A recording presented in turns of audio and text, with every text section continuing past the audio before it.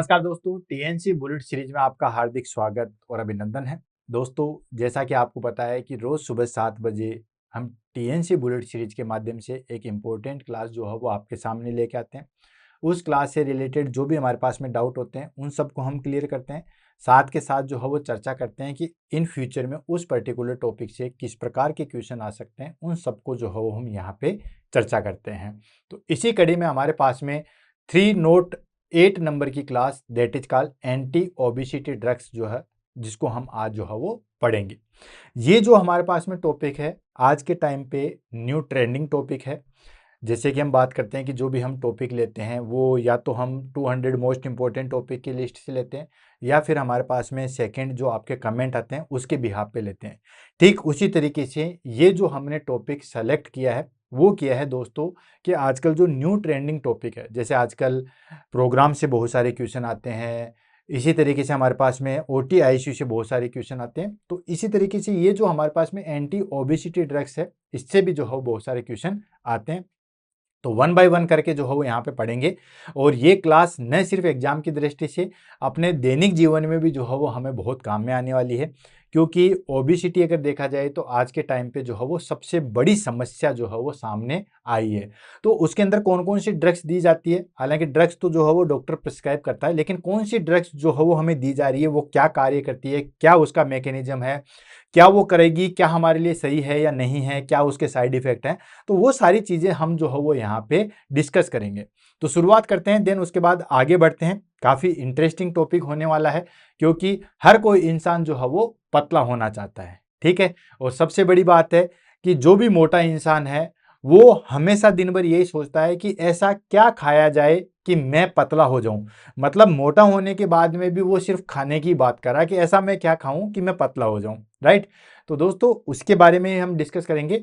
अब देखो, ये जितने भी हमारे पास में ड्रग्स पढ़ेंगे, एंटी ओबेसिटी ड्रग्स जो हम पढ़ेंगे, ये हमारे पास सिर्फ ड्रग्स लेने से ही कुछ नहीं होता। फिजिकल जो एक्टिविटी है वो तो मायने रखती ही रखती है, जो फिजिकल वर्कआउट है, हालांकि वो हम जो है वो आज की क्लास के अंदर नहीं करेंगे डिस्कशन, क्योंकि हमारे पास में क्लास है वो एंटी ओबेसिटी ड्रग्स की है। हम सिर्फ मेडिकल जो ड्रग्स है उसी के बारे में बात करेंगे। लेकिन वो अगर उस ड्रग्स के साथ साथ चलेगी तो वो चीज, वो रिजल्ट जो है वो हमारे पास में बहुत अच्छे तरीके से जो है वो निकल के आएगा।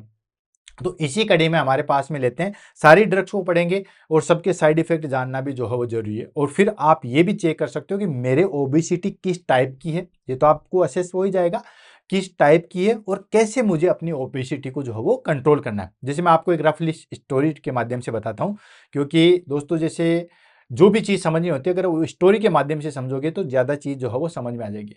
जैसे किसी को लगता है कि यार मैं, मेरे भूख पे कंट्रोल नहीं होता बस, इसलिए मेरा वजन जो है वो ज्यादा बढ़ता है।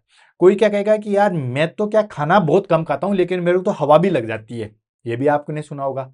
कुछ क्या होते हैं कि यार ये फेट जो है ना, ये बर्न हो जाए तो फिर कोई दिक्कत नहीं है, बस ये फेट फेट बर्न जो हो जाए फिर मुझे किसी चीज की कोई दिक्कत नहीं है, बस ये जो पेट लटका हुआ, जो टायर टायर दो मोटे मोटे से मेरे साइड में लटके हुए हैं, ये खत्म हो जाए फिर कोई दिक्कत नहीं है। तो ऐसे अलग अलग चीजें सुनने में आया होगा। तो आपको जब हम सारी ड्रग्स बताएंगे, कुछ ड्रग्स जो है हमारे भूख को कम करती है, कुछ जो है वो हमारे पास में फीलिंग ही क्रिएट नहीं करवाती है कि मुझे भूख लगी है, हमेशा लगता है कि मेरा पेट भरा हुआ है। जब हमेशा ये लगेगा कि मेरा पेट भरा हुआ है तो फिर किस चीज की क्या जरूरत है, फिर खाने की भी जो है वो जरूरत नहीं होती है। कुछ कंडीशन में ऐसा होता है कि फेट है उसको मुझे बर्न करना है, कुल मिला के वो फेट जो है वो किसी तरीके से जो है वो बर्न हो जाए बस, और मुझे कुछ भी नहीं चाहिए। तो जितने भी आप जो है वो एग्जाम्पल देखते हो या आप टीवी में देखते हो कि ये ऐसा बेल्ट मंगा लीजिए जो वाइब्रेट होता है, या ऐसा कर लीजिए कार्डियक वाली है जिससे हमारे पास में फेट डिजोल होती है, देन आज मैं पूरी आपको मैकेनिज्म बताऊंगा कि एक्चुअल में हमें फेट को किस तरीके से करना है। जैसे मैं आपको एक छोटा सा एग्जांपल बताता हूं, उससे आपको बहुत बेनिफिट मिलेगा कि फेट क्या होता है। अगर आपने कहीं ओटी वगैरह के अंदर काम किया है तो जब हम हमारे पास में स्किन हटाते हैं तो नीचे फैटी टिश्यू सब हमारे पास में जो है वो सब क्यूटिनेस का जो फैटी टिश्यू है वो आपको दिखाई देगा। और उस फैटी टिश्यू को अगर आप देखोगे तो छोटी छोटी छोटी छोटी बोल बोल जैसी जो है वो स्ट्रक्चर आपको दिखाई देती है, राइट। तो अगर आपको उस फैटी को बर्न करना है तो आप गर्म पानी पीजिए, देन उसके बाद जैसे अपन कहते हैं ना कि लेमन टी, लेमन टी पीजिए। देन उसके बाद अपने अगर हमारे पास में जो जहाँ फेट है, अगर हम उसको ऐसे वाइब्रेट करेंगे, जैसे मैं यहाँ पे वाइब्रेट कर रहा हूँ, यहाँ पे नहीं करना होता, जहाँ पे फेट है वो आपको वीडियो दिखाई में नहीं दे रहा, तो इस तरीके से आप उसको ऐसे वाइब्रेट करना है।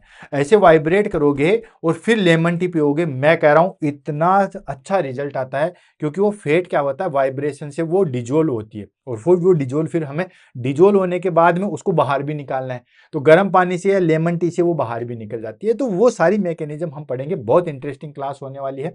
चलते हैं और इसको जो है वो हम आगे बढ़ते हैं। सबसे पहले हम बात कर लेते हैं दोस्तों डेफिनेशन की, कि एंटी ओबेसिटी ड्रग्स क्या होती है। तो इसकी डेफिनेशन तो जो है वो ज्यादा कुछ समझना ही नहीं है।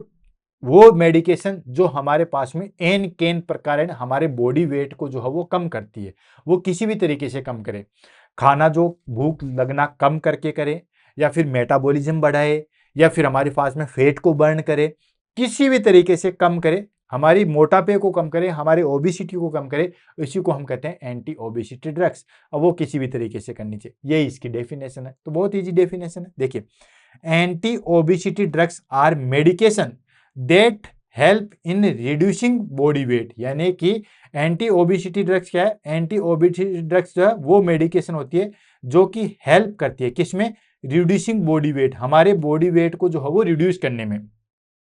एंटी ओबेसिटी ड्रग्स जो है वो मेडिकेशन है जो हमारे बॉडी वेट को जो है वो रिड्यूस करती है बाय एक्टिंग ऑन एपेटाइटी रेगुलेशन, जो हमारे पास में भूख के कंट्रोल को जो है वो रेगुलेट करती है, फैट एब्जॉर्वेशन, फैट के एब्जॉर्वेशन को बढ़ा के, और उसका मेटाबॉलिज्म करके, या तो फैट का एब्जॉर्वेशन को अल्टर करे, मतलब फैट को जमने ही ना दे, या फिर उसका मेटाबॉलिज्म करवा दे, या उसको बॉडी से बाहर फेंक दे। ठीक, तो ये हमारे पास में भूख को कंट्रोल करके, फैट एब्जॉर्वेशन को और मेटाबॉलिज्म को जो है वो कंट्रोल करके हमारे बॉडी वेट को जो हम कम करते हैं, वो जो ड्रग्स हम काम में लेते हैं उसको हम बोलते हैं anti obesity drugs. And they are used as part of comprehensive weight management programs including diet, exercise and behaviour modification.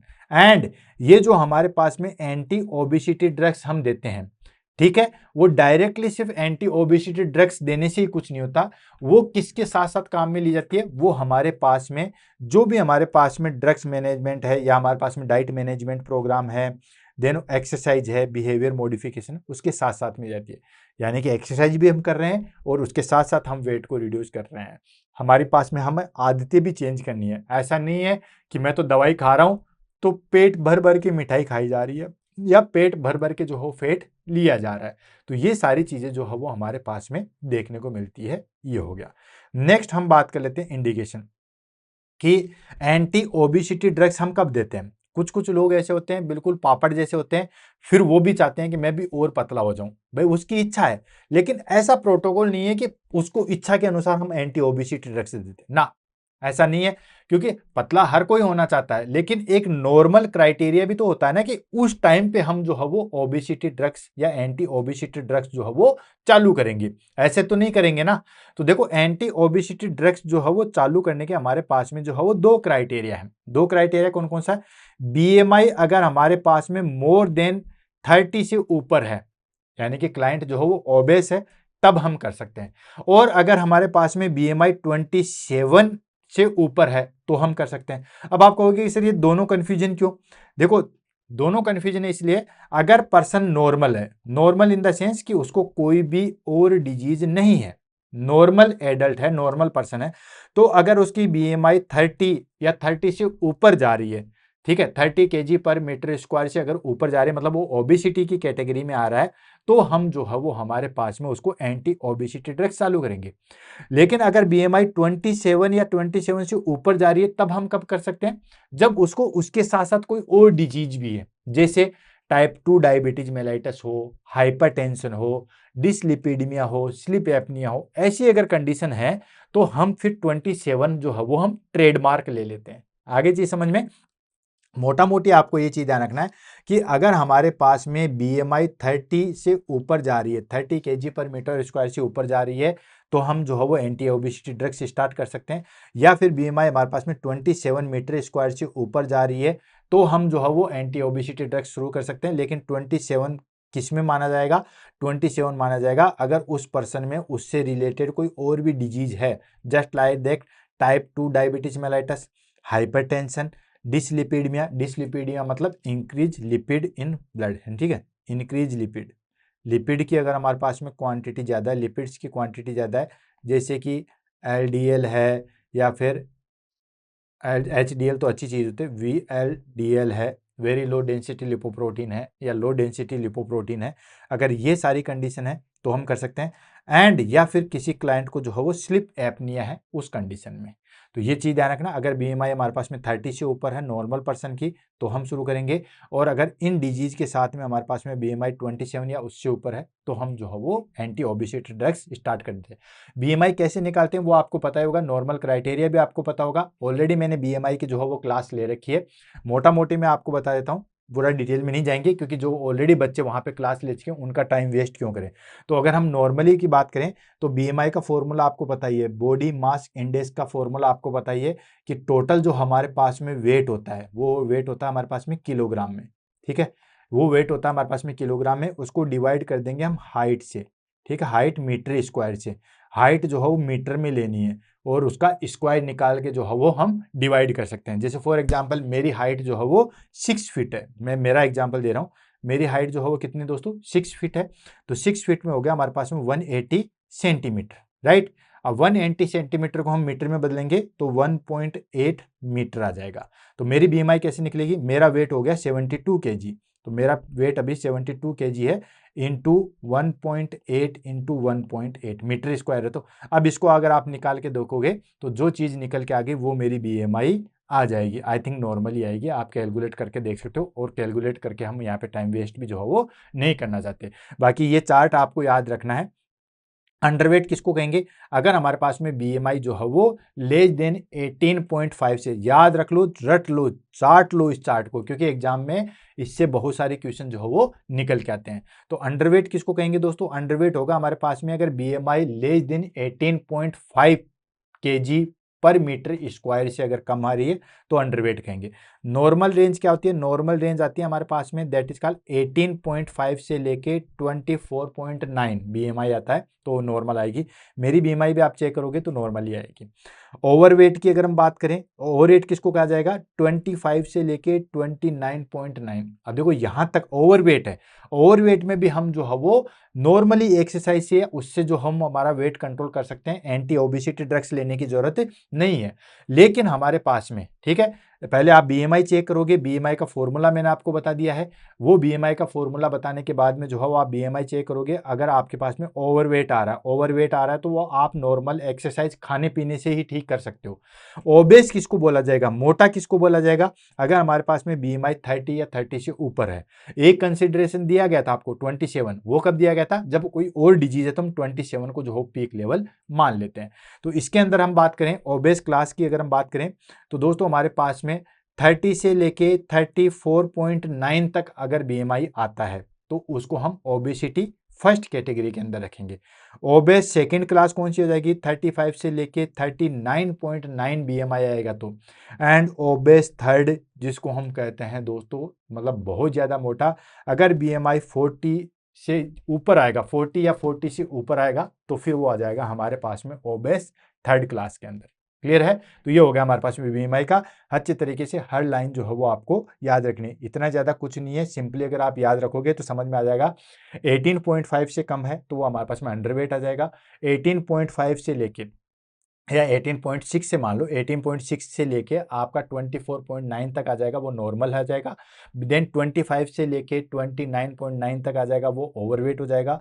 30 से ऊपर जाएगा तो वो हमारे पास में ओबेस आएगा, फिर वो हमारे पास में 30 से लेके 34.9 फर्स्ट क्लास, 35 से लेके 39.9 वो हमारे पास सेकंड क्लास, और 40 से ऊपर हमारे पास में थर्ड क्लास। अब देखो हम बात कर लेते हैं कि जो हम ड्रग्स थेरेपी दे रहे हैं उसका गोल क्या है, क्यों हम जो है वो एंटी ओबेसिटी ड्रग्स देंगे। तो ये बेसिकली हमारे पास में क्या है कि जितना भी हमारे पास में to achieve and maintain clinical significance weight loss that is 5 to 10% of body weight, जो भी हमारे पास में बॉडी वेट है, ठीक है, मान लीजिए किसी पर्सन का जो है वो 100 kg है, 100 kg इसलिए लिया ताकि परसेंटेज निकालने में जो है वो आसानी रहे। तो उसमें हमारे पास में है कि हमें लगभग जो है वो 5 से ज़्यादा और 10 के बीच में जो है वो इतना वेट कम करना है। वो आ गया हमारे पास में गोल। कि एंटी ओबेसिटी का ऐसा मतलब नहीं होता है कि हमें 100 kg से सीधा जो है वो 60 पे लेके आ गए, लेके भी आते हैं, लेकिन उसमें हमारे पास में अलग अलग टारगेट सेट होते हैं। बेसिकली हमारे पास में पहला टारगेट होता है कि 5 से 10% जो है वो हम बॉडी वेट लूज कर सके, जितना भी हमारे पास में बॉडी वेट है। And to reduce obesity related comorbidity, ठीक है, यानी कि हमारे पास में कोमोर्बिडिटीज है उसको हमें कम करना है। ओबेसिटी से रिलेटेड जो भी हमारे पास में प्रॉब्लम आती है उसको हमें डिजीज को जो है वो कम करना है। अब आपको बताऊं दोस्तों, जो भी हम डिजीज पढ़ते हैं, आपने इतनी सारी डिजीज देखी, बुलेट सीरीज के अंदर भी आपने इतनी सारी डिजीज देखी, ऐसी शायद ही कोई ऐसी डिजीज होगी जिसके अंदर आपने ये नहीं सुना होगा रिस्क फैक्टर के रूप में कि ओबेसिटी। ओबेसिटी से ऑलमोस्ट जितने भी हमारे पास में है, तो 80% डिजीज जो है वो ओबेसिटी जो है वो रिस्पॉन्सिबल होता है। चाहे वो हाइपरटेंशन वाली हो, कार्डियक की तो कोई भी डिजीज हो, डायबिटिक वाली डिजीज हो, वो सब जो है वो हमारे पास में ओबेसिटी से रिलेटेड है। तो हमारे पास में क्राइटेरिया है कि हमारे पास में ओबेसिटी रिलेटेड जो कोमोर्बिडिटीज है उसको कम करना है, यानी कि ओबेसिटी से होने वाली कोई भी प्रॉब्लम है, कॉम्प्लिकेशन है, उसको हम करना है। And to improve quality of life and metabolic health, quality of life and metabolic health को जो है वो हमें इम्प्रूव करना है। तो ये हमारे पास में बेसिकली जो है वो गोल है किसके दोस्तों, ड्रग थेरेपी के। जो हम ड्रग थेरेपी जो है वो दे रहे हैं, ये हमारे पास में बेसिकली जो है वो गोल्स हैं। नेक्स्ट हम बात कर लेते हैं, that is called mechanism. Mechanism of action की अगर हम बात करें, तो मैकेनिज्म ऑफ एक्शन में हमारे पास में क्या जनरल मैकेनिज्म क्या है। जनरल मैकेनिज्म की अगर हम बात करें तो दोस्तों, anti obesity drugs act one और more of the following mechanism, यानी कि ये सारी मैकेनिज्म हम ले लेते हैं कि ये जो हमारे पास में एंटी ओबेसिटी ड्रग्स हम दे रहे हैं वो क्या क्या करते हैं। तो मोटा मोटा मैंने आपको बताया था कि आपको चीजें दो ही याद रखनी है, दो तीन चीजें याद रखनी है। एक तो क्या करता है कि हमारे पास में जो भूख लगने का सिस्टम है ना, उसको ठीक करता है। कुछ लोगों को क्या आता है, अपने भूख पे कंट्रोल नहीं होता, पेट भरने के बाद में भी उनको क्रेविंग आती है और खा लें और खा लें और खा लें। तो एक तो अगर भूख पे कंट्रोल हो जाएगा, कोई कहता है ना कि मेरे को भूख पे कंट्रोल हो जाए तो मेरा वजन कंट्रोल हो जाएगा, तो एक तो हमें हमारे पास में ये जो ड्रग्स दी जाती है उनका क्या क्या कार्य होता है वो मैं पूरा बता रहा हूं। फिर हम डिटेल से पढ़ेंगे हर एक ड्रग्स का कि ये ड्रग्स जो हमारे पास में फेट को अफेक्ट करती है, ये ड्रग्स हमारे पास में हेपेटाइटिस को कंट्रोल करती है, ये ड्रग्स जो है हमारे पास में इस तरीके से करती है। तो वन बाय वन करके जो है वो हम लेंगे। तो पहली चीज आ गए हमारे पास में कि ये भूख वाले सिस्टम को ठीक करती है, भूख लगने वाले सिस्टम को।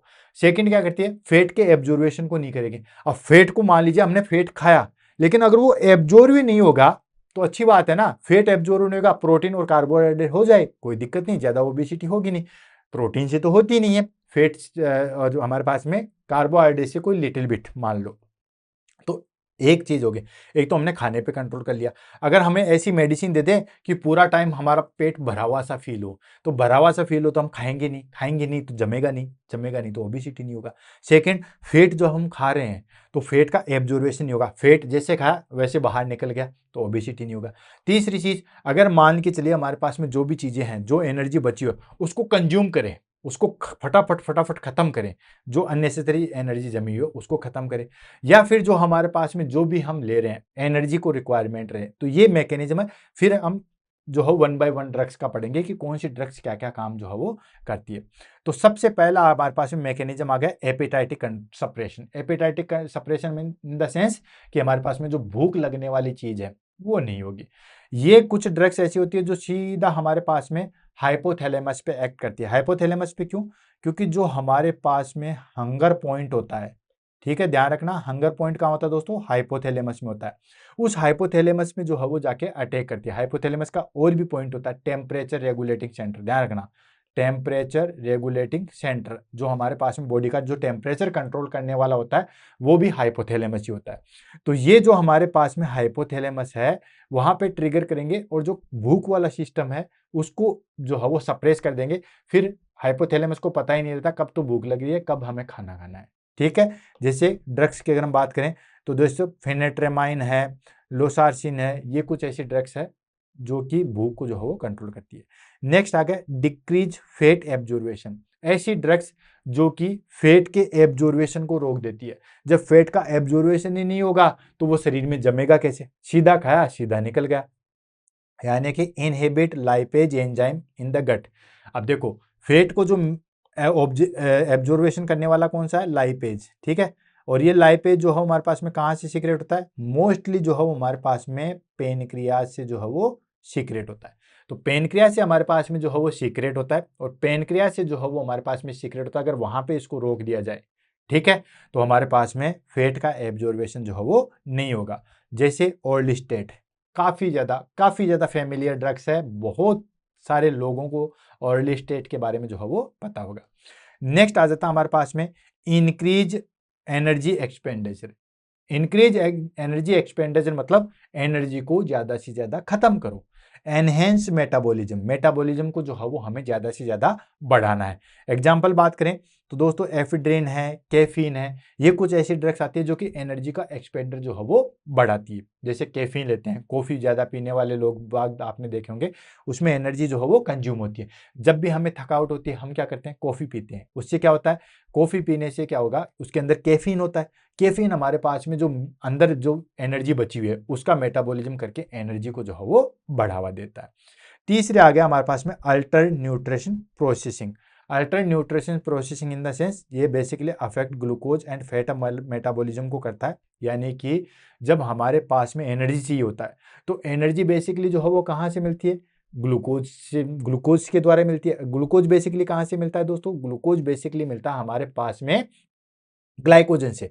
अब ये कुछ हमारे पास में ऐसी ड्रग्स आती है जो एनर्जी लाने के लिए कहेंगे तो वो ग्लूकोज से नहीं, ग्लाइकोजन से नहीं लेके आएगी, वो फिर हमारे पास में ग्लाइकोनियोजेनेसिस करवाते हैं। ग्लाइकोनियोजेनेसिस का मतलब क्या हो गया, नॉन कार्बोहाइड्रेट सब्सटेंस से ग्लूकोज बना देते हैं, यानी कि जो फैट है उससे एनर्जी बनवा देती है। तो ये भी अच्छी बात है। जैसे मेटफॉर्मिन लेता है ऑफ लेवल, ऑफ लेवल का मतलब होता है कि जो मेटफॉर्मिन होता है जो हमारे पास में फैट या जो डिपॉजिट है उससे जो है वो ग्लूकोज बनाने का काम करता है। तो ये हमारे पास में मोस्ट इंपॉर्टेंट चीज आ गई, that is called mechanism of action, या हम कहें कि ये हमारे पास में एंटी ओबेसिटी ड्रग्स जो है वो किस तरीके से काम करती है। तो ये इस तरीके से काम करती है। कुछ ड्रग्स ऐसी आती है जो कि हमारे पास में लॉस ऑफ एपेटाइटी करवाती है या एपेटाइटी सप्रेशन करवाती है, वो सीधा हाइपोथैलेमस पे अटैक करती है, भूख लगने वाले सिस्टम को खत्म करती है, मतलब भूख लगने वाले जो क्रेविंग है वो खत्म हो जाएगी। कुछ ड्रग्स ऐसी आती है जो कि फैट के एब्जॉर्बेशन को खत्म कर देती है, फैट का एब्जॉर्बेशन ही नहीं करवाती है। कुछ ड्रग्स ऐसी आती है जो एनर्जी को जो है वो इनहेंस करती है, मतलब एनर्जी बनवाने के लिए फोर्स करती है। अब एनर्जी बनेगी वो कहाँ से बनेगी, फैट से बनेगी, वो सारी चीजें। नेक्स्ट अल्टर न्यूट्रिएंट्स प्रोसेसिंग, मतलब जहां से हमें न्यूट्रिशन चाहिए होता है, जहां से एनर्जी चाहिए होता है उसका सोर्स बदल देती है।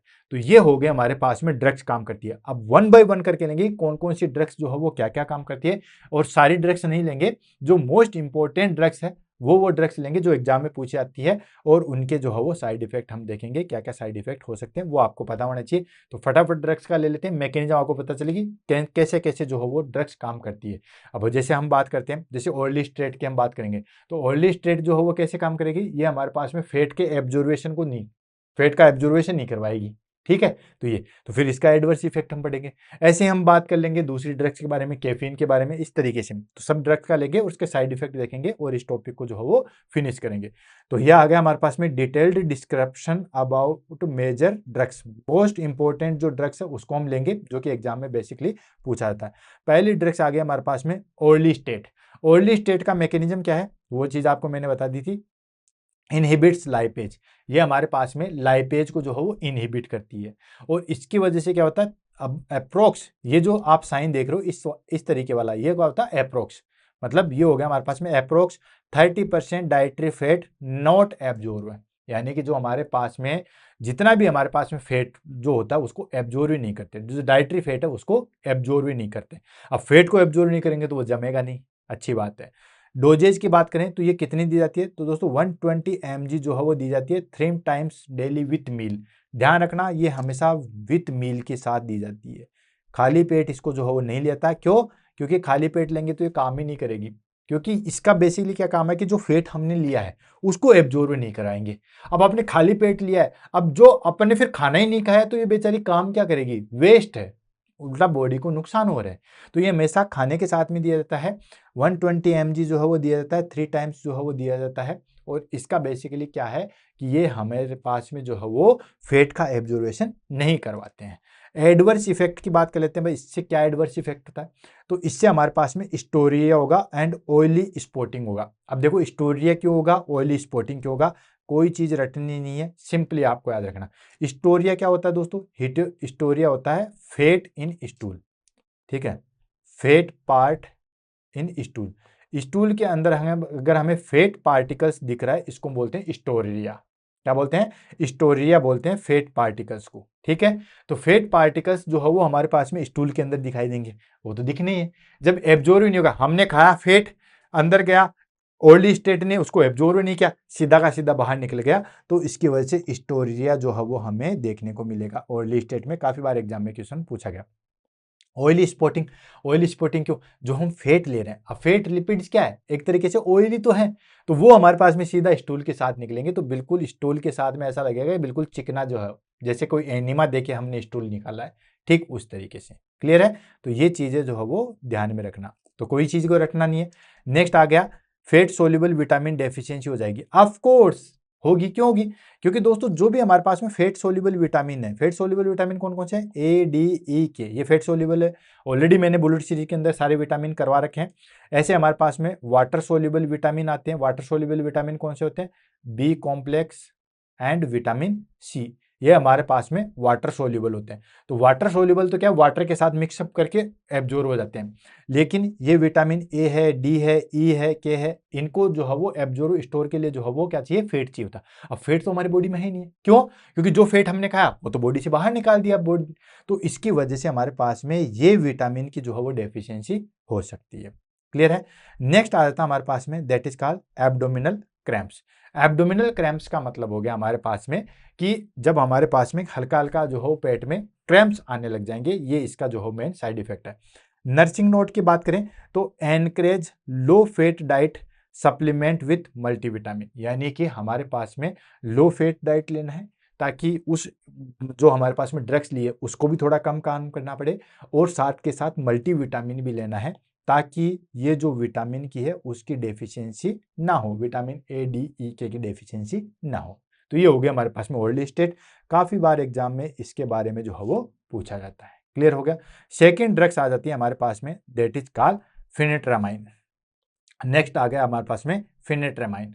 फेनिट्रामाइन की अगर मैकेनिज्म की बात करें तो ये सीधा हमारे पास में कहाँ पे अटैक करती है? सेंट्रल नर्वस सिस्टम, मतलब हाइपोथैलेमस पे, और ये हमारे पास में हाइपोथैलेमस पे अटैक करके क्या करेगी? सेंट्रल एपेटाइटी सप्रेसेंट, यानी कि हमारे पास में जो भूख लगने की कैपेसिटी है उसको कंट्रोल कर देती है, उसको खत्म कर देती है। सिम्प्टोम एमेटिक एमीन्स एमाइन जो है वो हमारे पास में इसमें होता है, तो सीधा हाइपोथैलेमस पे अटैक करता है, तो जो भूख लगने वाला जो हमारे पास में बार बार भूख लगती है उसको नहीं होगा। इसका हमारे पास में ध्यान रखना, इसको हम शॉर्ट टर्म यूज कर सकते हैं, क्यों? क्योंकि फिर एडिक्शन हो जाएगा। शॉर्ट टर्म यूज मतलब लगभग जो है वो 12 वीक तक ही हम इसको काम में ले सकते हैं, लगभग 3 महीने, 3 महीने से ज्यादा इसको जो है वो हम काम में नहीं ले सकते। क्यों?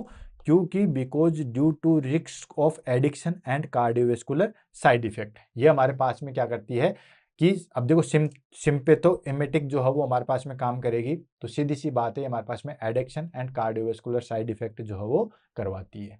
ठीक, इसलिए इसको ज्यादा काम में नहीं लेते या ज्यादा लंबे समय तक काम में नहीं लेते, ध्यान रखना। तो ये भी आपसे पूछा जा सकता है कौन सी ड्रग्स जो है वो कार्डियोवेस्कुलर रिस्क जो है वो प्रोवाइड करवाती है या कार्डियोवेस्कुलर रिस्क होता है, तो आ गया हमारे पास में फेंट्रामाइन। क्लियर? नेक्स्ट हम बात कर लेते हैं दोस्तों साइड इफेक्ट की। साइड इफेक्ट में क्या क्या चीज होती है? रेस्टलेसनेस हमें देखने को मिलेगा, इंसोम्निया देखने को मिलेगा, टेकिकार्डिया देखने को मिलेगा, एंड हाइपरटेंशन जो है वो हमें देखने को मिलेगा। तो ये सारी चीजें जो है वो हमारे पास में देखने को मिलेगी, restlessness, insomnia, tachycardia and hypertension जो है वो देखने को मिलेगा।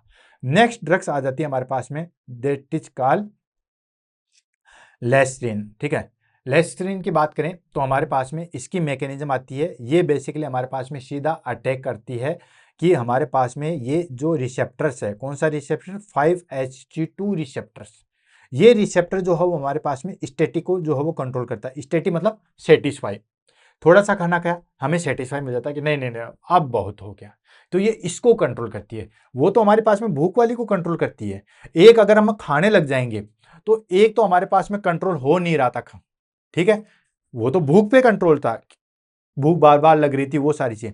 इसमें क्या करता है, थोड़ा सा अगर हम खाएंगे, एक चपाती खाएंगे, हमारा ऐसा लगेगा कि पेट भर गया। तो ये बेसिकली हमारे पास में 5-HT रिसेप्टर एगोनिस्ट के रूप में जो है वो कार्य करता है। और ये क्या करता है हमारे पास में, ये हमारे पास में सिंपली प्रमोट स्टेटिक, ठीक है, हमारे पास में जो हो स्टेटिक को प्रमोट करता है, मतलब सेटिस्फेक्शन। थोड़ा सा खाएंगे देन उसके बाद ठीक हो जाएगा। लेकिन यहाँ पे ध्यान रखना, इसको आजकल बंद कर दिया गया। क्यों बंद कर दिया? तो दोस्तों विड्रॉल कर दिया FDA ने। FDA क्या है दोस्तों? फूड एंड ड्रग्स, ठीक है। FDA जो है वो हमारे पास में क्या है? FDA आ गया हमारे पास में food and drug administration, drug administration, ठीक है।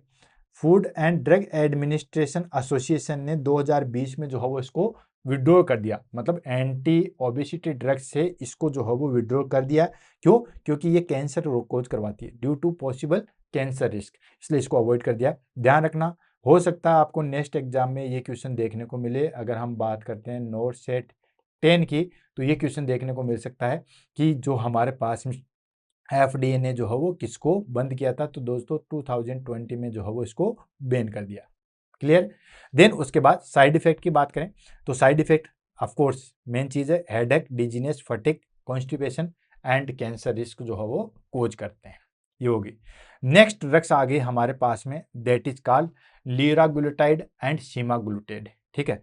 इनको हम बात करते हैं तो ये हमारे पास में लीराग्लूटाइड एंड सीमाग्लूटाइड, ये क्या करती है बेसिकली हमारे पास में, इसका जो है मैकेनिज्म की बात करें तो ये GLP first agonist. GLP first क्या है दोस्तों? ग्लूकोज लाइक पेप्टिडेज है, ठीक है। हमारे पास में GLP आ गया हमारे पास में, ग्लूकोज लाइक पेप्टिडेज। ये हमारे पास में ग्लाइकोजन लाइक पेप्टिडेज एगोनिस्ट है। इससे क्या होगा? Slow gastric emptying and reducing hunger, यानी कि हमारे पास में जो स्टोमक है वो हमारे पास में जो है वो धीरे धीरे जो है वो खत्म होगा, या धीरे धीरे जो है वो खाली होगा। अब अगर स्टोमक के अंदर ऑलरेडी कोई चीज प्रेजेंट है तो हमें भूख नहीं लगती है, तो ये हमारे पास में ये ग्लाइकोजन लाइक पेप्टिडेज, ठीक है, इसके एगोनिस्ट काम करता है, मतलब चीज को है वो धीरे धीरे खत्म करता है। अब ये धीरे धीरे खत्म करता है तो हमारा पेट हमेशा से भरा हुआ रहता है। तो पेट हमेशा से भरा हुआ है तो न तो हंगर वाली चीज हमें दिमाग में आएगी और न जो है वो हमारे पास में हम खाएंगे, ठीक। फॉर्म की बात करें तो इसका एक ड्रॉबैक है कि ये इंजेक्टेबल आता है, इसको सबक्यूटेनियस ही दिया जाता है। अब रोज रोज सबक्यूटेनियस इंजेक्शन तो कैसे खाया जाए, ये तो आपको बताइए। बेनिफिट क्या है इसके? Also improve glycaemic control in diabetes, then उसके साथ साथ हमारे पास में डायबिटिक में भी जो है वो हेल्प होता है। साइड इफेक्ट की बात करें तो ये nausea, vomiting, diarrhoea and pancreatitis के जो है वो रिस्क को बढ़ाता है। वोमिटिंग क्यों? क्योंकि हमेशा अगर स्टोमक फुल जैसा रहेगा तो वोमिटिंग के चांसेस जो है वो हमारे पास में आते हैं। क्लियर होगी? तीसरी ड्रग्स भी होगी, चौथी ड्रग्स भी होगी। नेक्स्ट आ जाता है हमारे पास में कंबाइंड ड्रग्स, ठीक है। कंबाइंड ड्रग्स में आ गया जैसे हमारे पास में नैल्ट्रोक्सोन एंड ब्यूप्रोपेन, ठीक है। ये कुछ ड्रग्स है, इसकी अगर मैकेनिज्म की बात करें तो ये दोनों अलग अलग तरीके से काम करते हैं। क्या क्या करते हैं? जैसे हम बात करते हैं नैल्ट्रोक्सोन की, ये क्या करता है? ब्लॉक ओपोइड रिसेप्टर्स, यानी कि रिड्यूस रिवार्ड फ्रॉम फूड, यानी कि हमारे पास में फूड की क्रेविंग को एक तरीके से जो है वो कम करता है। और जो बिप्रोपाइन है ये स्टिमुलेट करता है डोपामिन को एंड नॉरएपिनेफ्रिन को, जो कि कंट्रोल करता है हमारे पास में एपेटाइटिस को। जब डोपामिन नॉरएपिनेफ्रिन जो है वो ज़्यादा सीक्रेट होता है तो हमारे पास में भूख जो है वो ज़्यादा नहीं लगती है। साइड इफेक्ट की बात करें तो दोस्तों headache, nausea, insomnia and hypertension जो है वो देखने को मिलता है। इंसोम्निया के बारे में जो हो कई बार एग्जाम में जो हो पूछा गया था। तो ये हो गया। नेक्स्ट आ जाता है हमारे पास में, ये भी हमारे पास में कंबाइंड ड्रग्स है। ये आ गया हमारे पास में फेंट्रेमाइन, ठीक है, फेंट्रेमाइन एंड टोप्रीमाइड, ठीक है। टोप्रीमाइड एंड फेंट्रेमाइन की अगर बात करें तो मैकेनिज्म आ गया हमारे पास में, इसका ड्यूअल एक्शन है, मतलब दो तरीके से काम करता है। क्या क्या करता है? ये सप्रेशन एपेटाइटिस एंड इंक्रीज सेटाइटी, यानी कि एक तो हमारे पास में जो भूख लगने की जो कैपेसिटी है या भूख लगने की जो क्रेविंग है उसको कंट्रोल करता है, यानी कि उसको रोकता है। एंड जो स्टेटी है, मतलब जो सेटिस्फेक्शन के लेवल है उसको इंक्रीज करता है।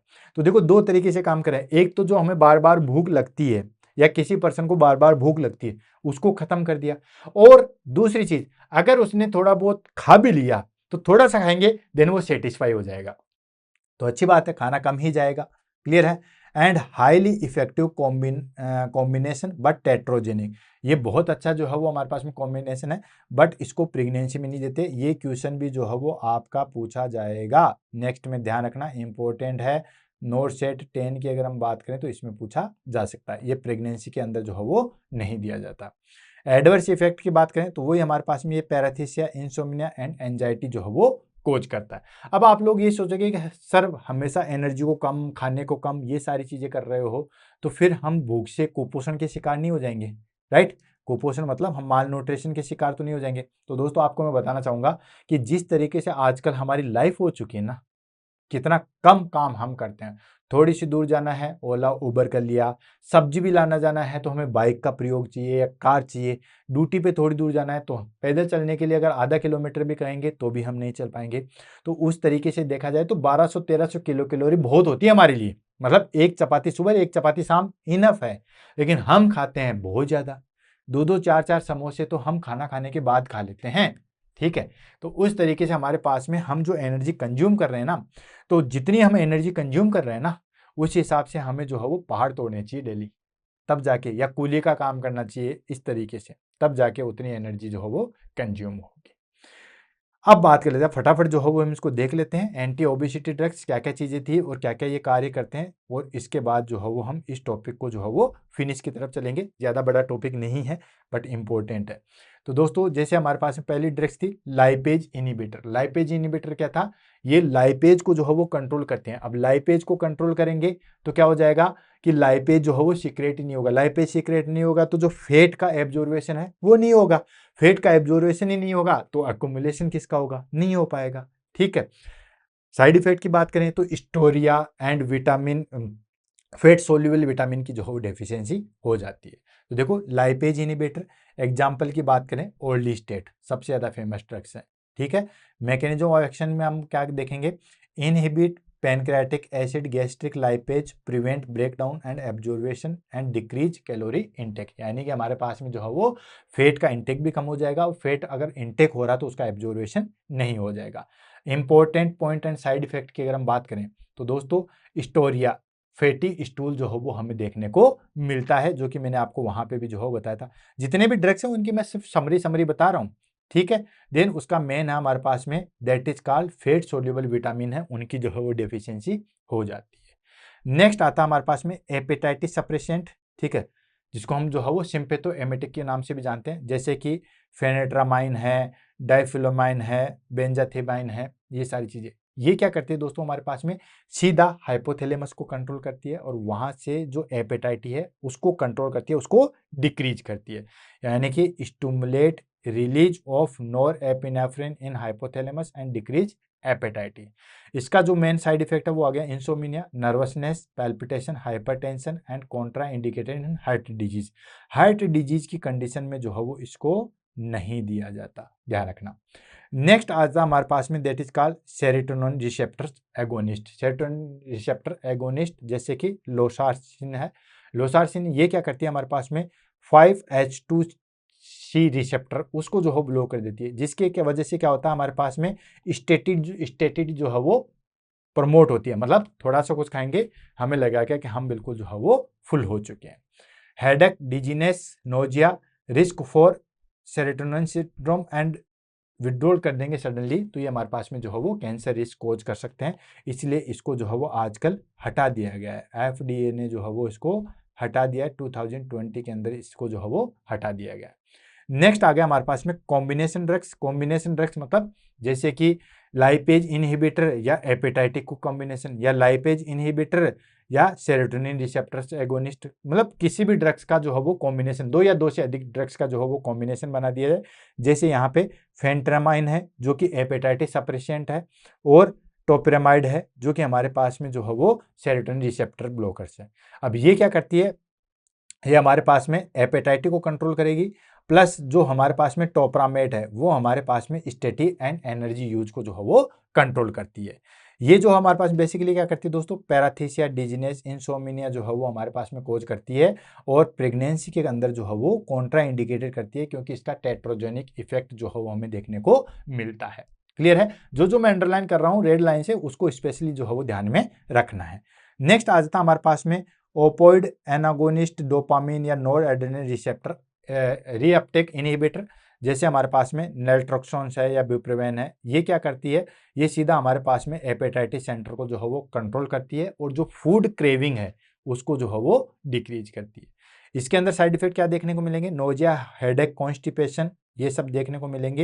And seizure disorder and hypertension के अंदर इसको जो है वो यूज नहीं लिया जाता है। ठीक है, इन दोनों कंडीशन के अंदर इसको यूज नहीं लिया जाता।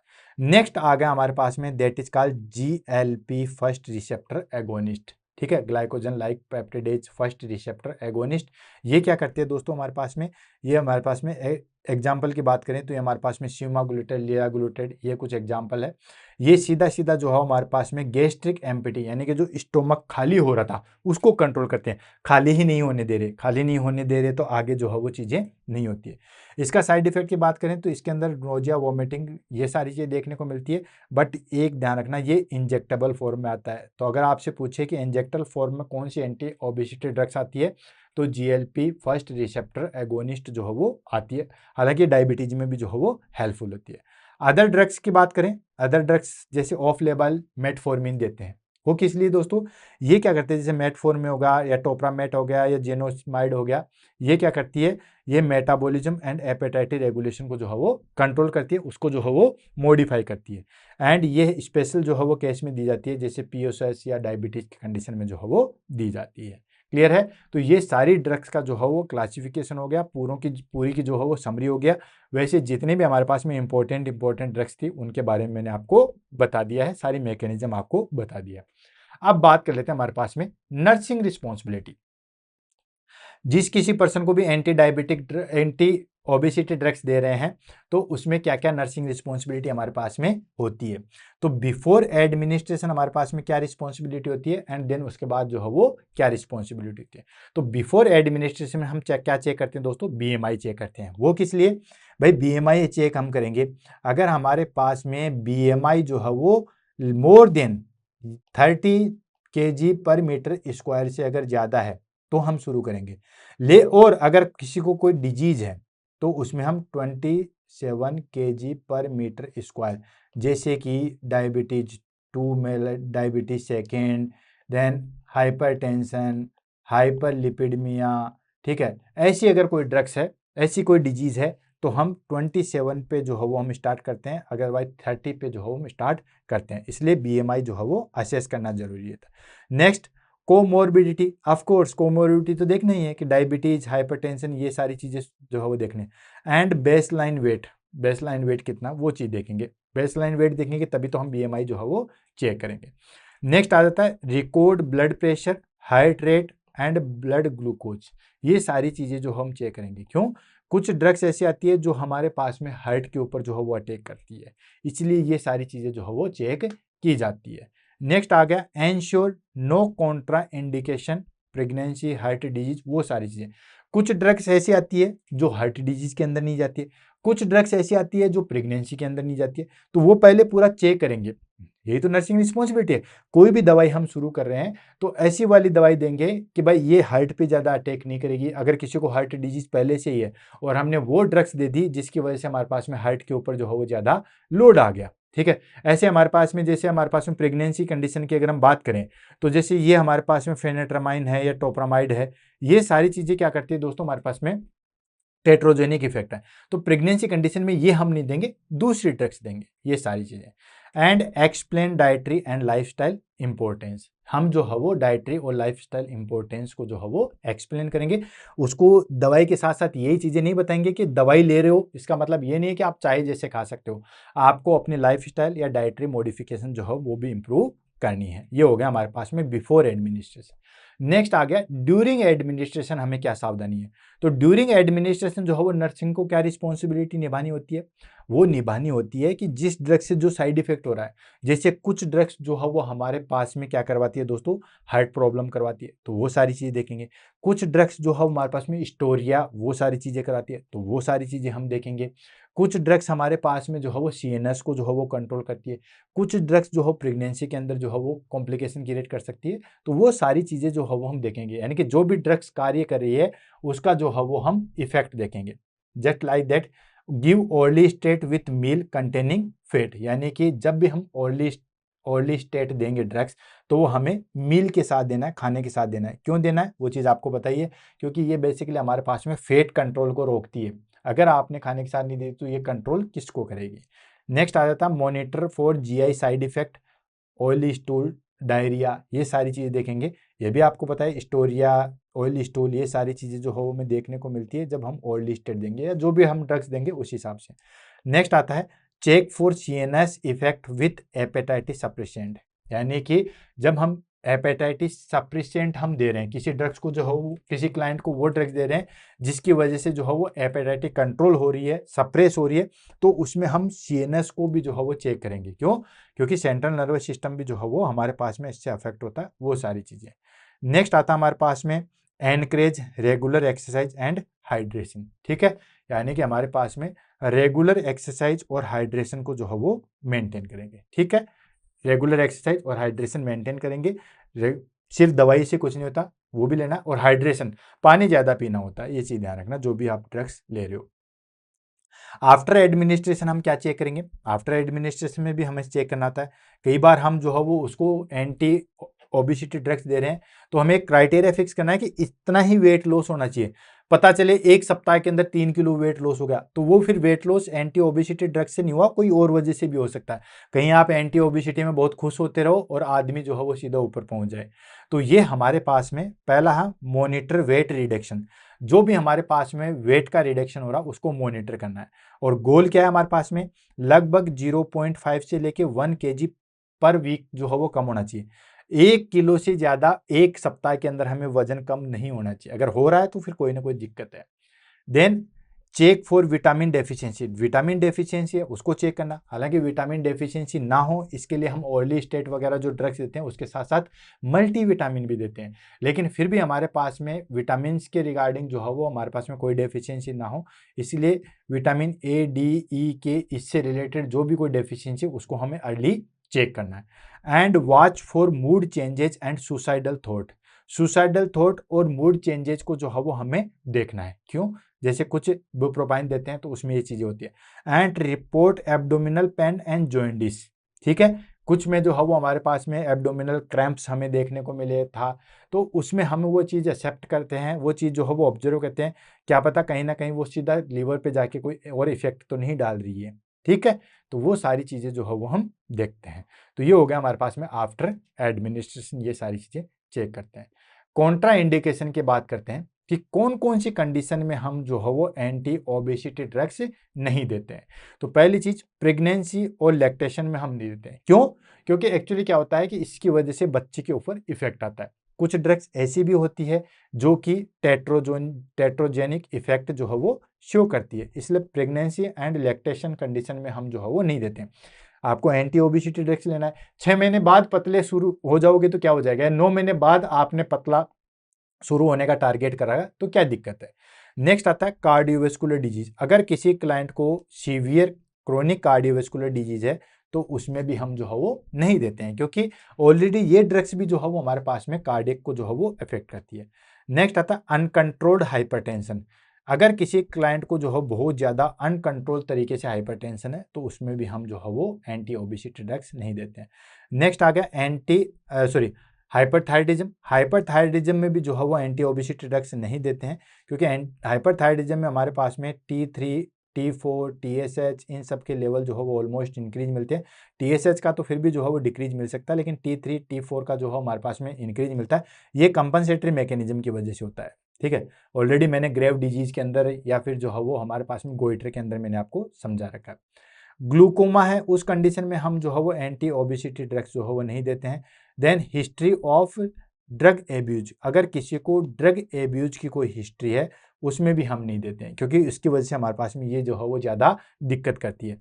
And psychiatric disorder, psychiatric disorder in the sense for CNS stimulation, ये सीधा सीधा हमारे पास में एपेटाइटिस को कंट्रोल करती है, स्टेटाइड को कंट्रोल करती है, तो सीएनएस पे भी जो है वो इफेक्ट करती है। तो अगर किसी को जो है वो साइकेट्रिक डिसऑर्डर है और वो भी किससे रिलेटेड, सीएनएस स्टिमुलेशन से रिलेटेड है, तो उसमें नहीं देते हैं। जैसे फॉर एग्जांपल मैं बताऊं, कोई क्लाइंट डिप्रेशन का है, सीवियर डिप्रेशन है, सीवियर डिप्रेशन में है, तो उसमें हम दोस्तों ऑलरेडी अगर हम उसमें ये एंटी ओबेसिटी ड्रग्स देंगे। ये भी हमारे पास में जो है वो डिप्रेशन करती है सीएनएस को, तो वो डिप्रेशन, और डिप्रेशन का मेन कॉम्प्लिकेशन क्या है?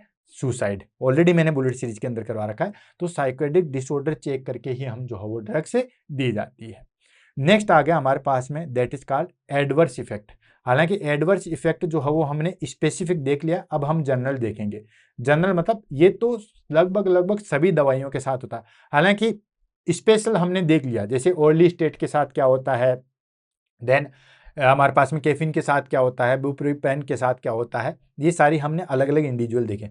बट जनरल हमारे पास में क्या क्या चीजें देखने को मिलती है उसको हम ले लेते हैं। तो हमारे पास में गैस्ट्रो इंटेस्टाइनल सिस्टम पे क्या इफेक्ट होता है? सबसे ज्यादा हमारे पास में दो ही सिस्टम है, that is called GIT, central nervous system पे इफेक्ट होता है, फिर हमारे पास में कार्डियोवैस्कुलर पे होता है। तो गैस्ट्रो इंटेस्टाइनल सिस्टम पे क्या इफेक्ट होगा? तो दोस्तों स्टोरिया जो है वो हमें देखने को मिलेगा, मतलब फेट स्टूल जो है वो हमें देखने को मिलेगा अर्ली स्टेट्स में, आपको पता है। एंड फ्लूटेंस, ठीक है, फ्लैटुलेंस जो है वो देखने को, पटर पटर पटर पटर जो है वो बंदूक छोड़ता रहेगा, पातता रहेगा, सीधी बात है। देन सेंट्रल नर्वस सिस्टम की अगर हम बात करें तो उसमें हमारे पास में इंसोम्निया, एंजाइटी और हेडेक जो है वो हमें देखने को मिलेगा, जैसे फेनेट्रामाइन जो है वो ड्रग्स देते हैं। कार्डियोवैस्कुलर की बात करें तो ऑफकोर्स कार्डियोवैस्कुलर सिस्टम भी जो है वो इन सब चीज़ों से अफेक्ट होता है।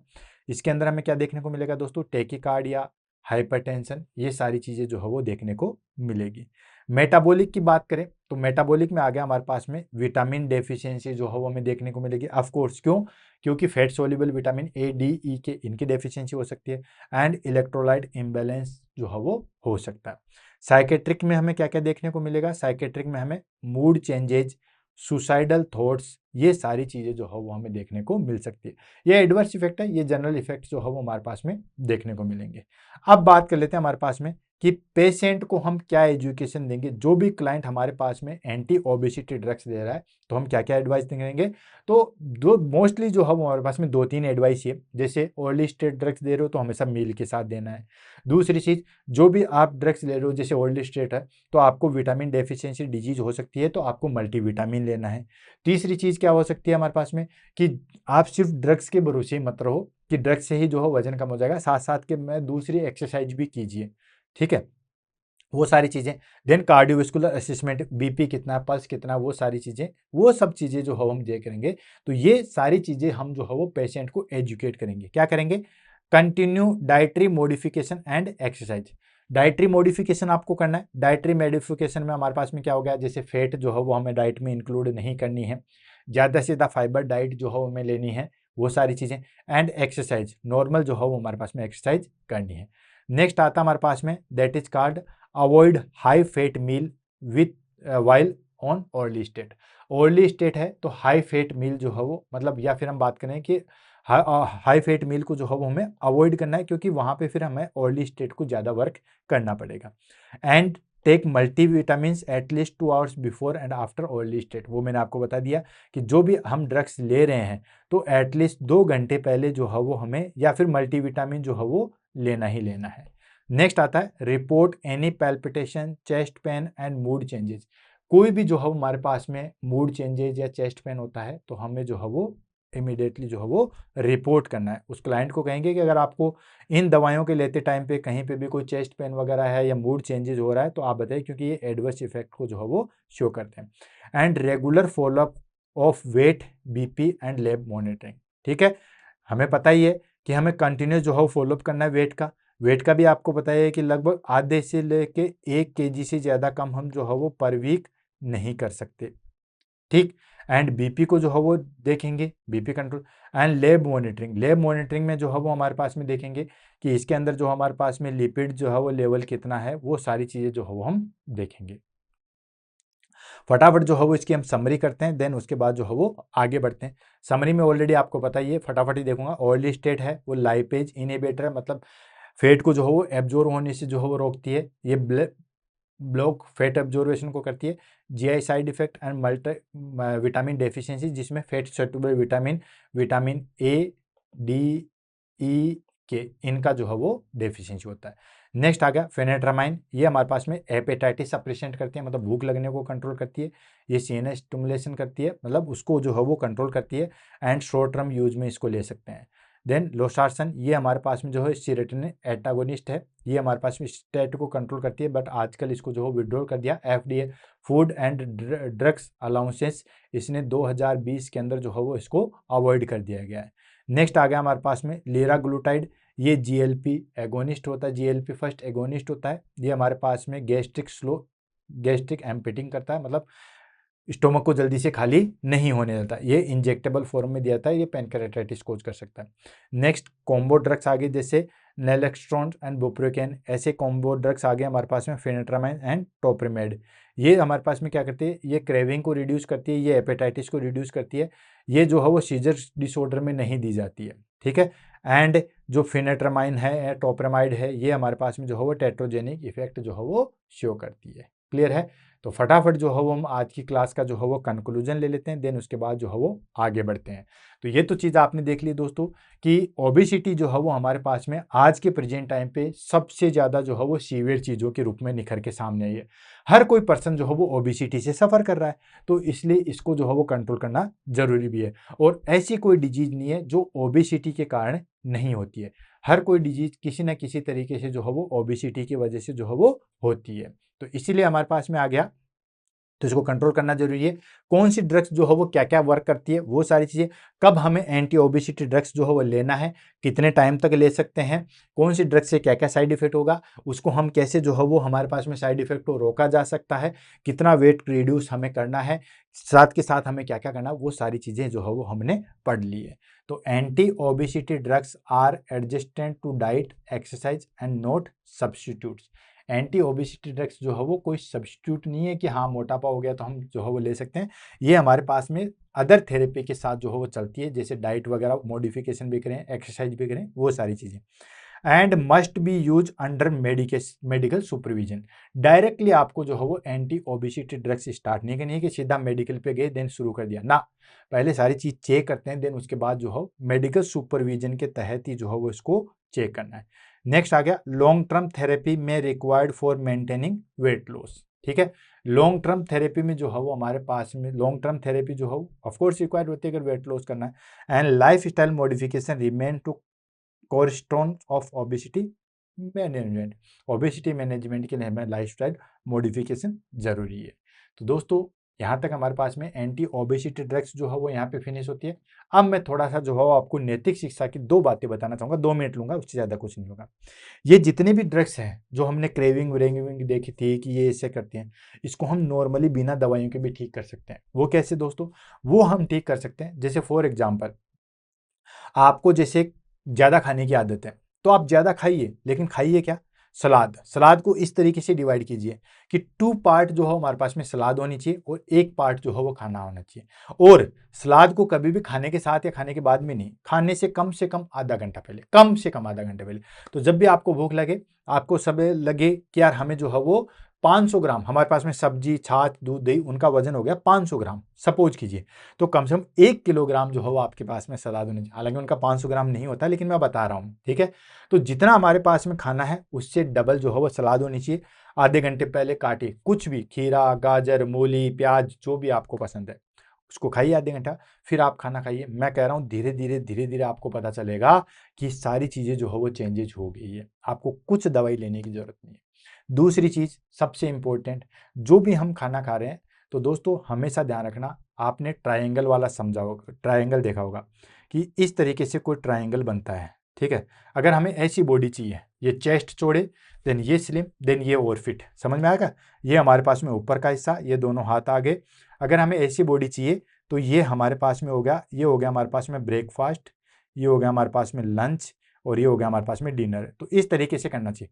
ब्रेकफास्ट जितना हैवी हो सकती उतना हैवी का हैवी खाना है, लंच जितना उससे कम हो सके उतना करना है, और डिनर तो हमारे पास में सबसे कम होना चाहिए। एक कहावत भी है, सुबह का खाना राजा की तरह, दोपहर का खाना रानी की तरह, और शाम का खाना भिखारी की तरह। ठीक है, सुबह का खाना राजा की तरह, बिल्कुल ठाट से जो खाना है, मिठाई खाना है, जो चीज खाना है, हेवी चीज लेना है, मचक के लीजिए। बिल्कुल ब्रेकफास्ट, हमने फॉरेन वाला सिस्टम अप्लाई करा ब्रेकफास्ट में, जबकि इंडिया के अंदर सुबह का खाना हैवी होता है। ये ब्रेकफास्ट वाला सिस्टम तो शाम को टाइम पे होता है 3-4 बजे, जबकि हमने आजकल ब्रेकफास्ट में कर दिया, वो चीज़ गलत है। सुबह का तो खाना ही होना चाहिए। तो ब्रेकफास्ट जितना हेवी हो राजा की तरह, लंच रानी की तरह मतलब ठीक ठाक सा एवरेज, डिनर भिखारी की तरह, मिला तो नहीं नहीं मिला, ठीक, या इतना ही मिला आज तो इतना ही खाना पड़ेगा। लेकिन हम क्या करते हैं दोस्तों, हम क्या करते हैं, हमारे पास में ब्रेकफास्ट इतना सा लेते हैं, ठीक है, फिर उसके बाद लंच हम इतना ले लेते हैं और डिनर जो है वो हम इतना लेते हैं और इसी हिसाब से हमारी बॉडी बन जाती है, ठीक है। ये हमारे पास में हाथ आ गए दोनों, ठीक है, ये दोनों हाथ आ गए और ये हमारे पास में बॉडी बन गई, ऐसी बनती है, ऐसे बिल्कुल शंकु के आकार की। तो ये हमारे पास में ब्रेकफास्ट, ये लंच और ये डिनर, तो आप सोच सकते हो आपको बॉडी कैसी बनती है। और तीसरा सबसे अहम चीज, जब भी आपको डिनर करना है शाम को 7 PM से पहले पहले कर लीजिए। 7 PM भी मैं ज़्यादा बता रहा हूँ, हमारे शास्त्रों में तो इसको 6 PM ही लिख रखा है। 6 PM पे कीजिए। आपको अगर ज़्यादा खाने की आदत है ज़्यादा खाइए, पर 6 PM के बाद कुछ मत खाइए, ठीक है। मैनेज कीजिए। बहुत सारे लोगों को बहाना मिलेगा कि सर हम नहीं कर सकते, ये नहीं कर सकता, मैनेज नहीं हो सकता, हम ड्यूटी जाते हैं, हमारे पास में ये होता है। सब चीज़ें मैनेज हो सकती है। अरे हमारे पास में खाने का रिसोर्स है, मनुष्य तो इतना ज़्यादा कॉन्शियस है कि अपने खाने का जुगाड़ कैसे भी कर सकता है। जानवरों को तो बेचारों को शिकार करना पड़ता है, कब शिकार मिले, मिले तो मिले, नहीं मिले उनके लिए, वो भी अपना मैनेज कर लेते हैं, तो फिर हमें दिक्कत कहाँ आ रही है। इस तरीके से आप मैनेज करोगे तो सारी चीज़ें जो है वो बिल्कुल परफेक्ट जाएगी। तो इसी के साथ दोस्तों आज की क्लास को जो है हम यहीं पे फिनिश करते हैं। क्लास कैसे लगी उसके बारे में ज़रूर बताइएगा। इसी के साथ आज की क्लास से लेते हैं अलविदा। कल इसी टाइम पे इंपॉर्टेंट टॉपिक के साथ मिलते हैं। तब तक के लिए दोस्तों all the best, have a nice day, thank you so much.